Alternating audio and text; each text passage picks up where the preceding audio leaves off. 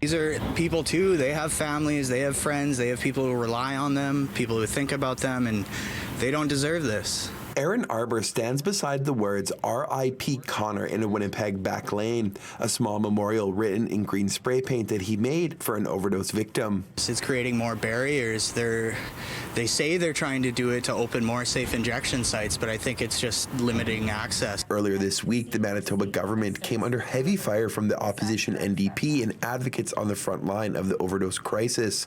They say its new Addiction Services Act, aimed at licensing supervised consumption sites, which the government does not support, will kill people in the province. The aspiring street artist, who has dealt with drug use and homelessness himself, now works for one of the largest shelters in the city, and the small memorials are his way of remembering some of the people in the community who lost their life to the drug poisoning crisis. He says if people have better access to harm reduction supports like supervised consumption, they may still be here today.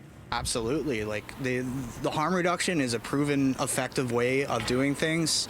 The abstinence model just doesn't work. A lot of these people, if they had access to get their drugs checked or have a safe place to do it, and even a good supply of Narcan, because even that's a problem sometimes. Asked about concerns the Addiction Services Act would further the crisis, which saw more than 377 Manitobans die in 2022, Premier Heather Stephenson would not take questions, nor would Community Wellness Minister Janice Morley let comment.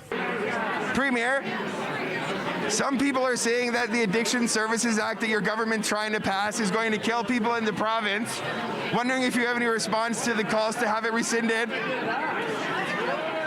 My heart goes out to everybody who is struggling with addictions or are unsheltered or suffering from a myriad of problems. And I think that there's complex challenges and they need complex solutions. Families Minister Rochelle Squires says the province is taking swift action to address the crisis and says government's dialogue with stakeholders is ongoing. So our government has always been open to consultation, and I'm certain that my colleague will be meeting with all of her stakeholders as all of members of the government have done consistently. I know when we were consulting for our homelessness strategy, we met with 400 people, 100 of whom had lived experience. That is really important. In Winnipeg, Morgan Majeski, City News.